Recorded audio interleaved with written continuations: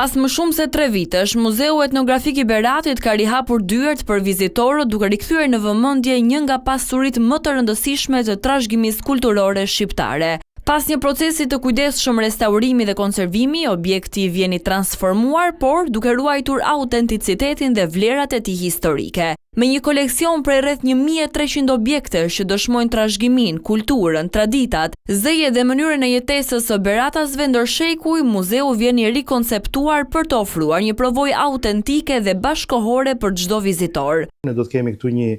aktivitet të vazhdueshëm që ky të mos jetë një muze statik, ky do të jetë një muze i gjallë,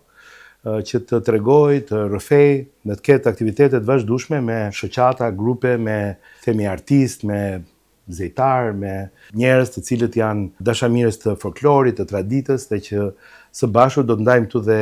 mësime, edukim për dijebërjen, trashëgimi kulturore jo materiale dhe gjithçka që lidhet me